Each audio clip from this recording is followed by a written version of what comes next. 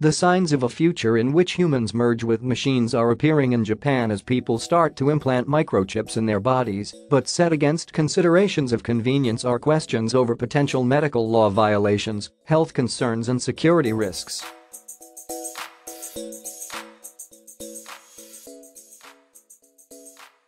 Although integrated circuit chips are being welcomed by some who see them being used for everything from electronic payments to unlocking smartphones, the long-term effects of embedding them in the human body are not yet well understood.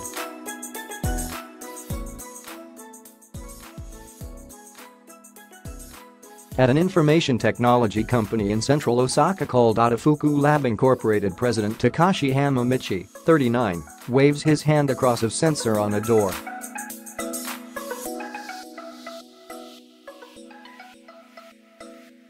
A light flashes green, and the door clicks open. It is really convenient, since I don't need my keys, says Hamamichi with a smile, explaining that he had the short-range wireless communication device implanted under his skin between his thumb and forefinger in February this year.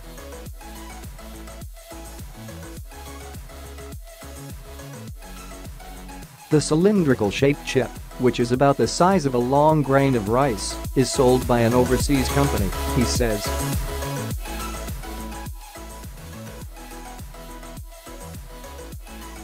People at some companies in the United States have started implanting microchips in their hands and are using them to shop or use copy machines.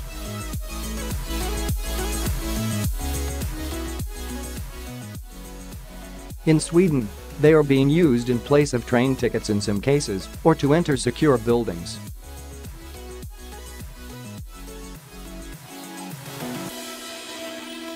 The RFID chip is also convenient for smartphone use since no password is required, Hamamichi says.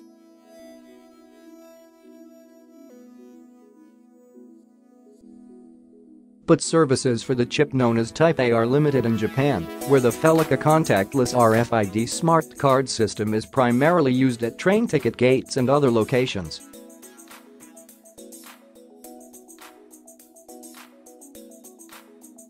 To enhance the convenience of the Type A chip, Otofuku Lab is trying to develop a technology that can be used for approving internal procedures at companies.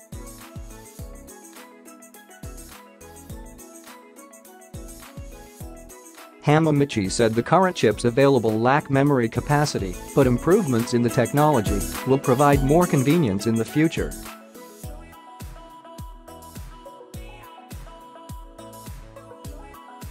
At the same time, issues with protecting personal information stored on chips are likely to arise, he says.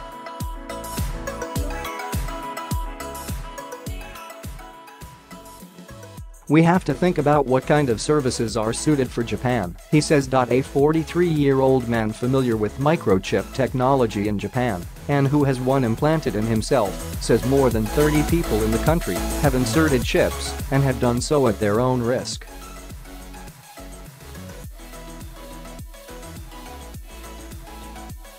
Many of them are in their 20s and 30s and involved in the information technology business, including a smartphone app developer, he says.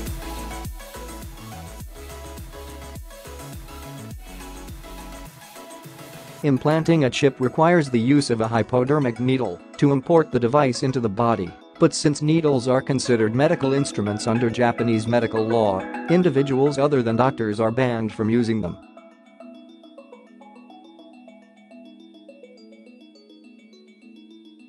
Similar to a tattoo artist who might perform scratch procedures on someone without the proper training or license, there is a danger of unlicensed persons carrying out medical procedures to inject chips in violation of Japanese medical law.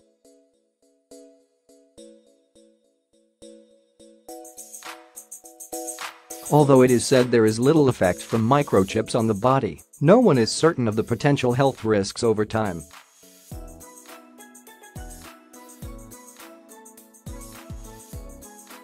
The technology on them may also eventually become outdated. The man warned there is potential for massive bleeding or the occurrence of infections if non-professionals try injecting chips by themselves.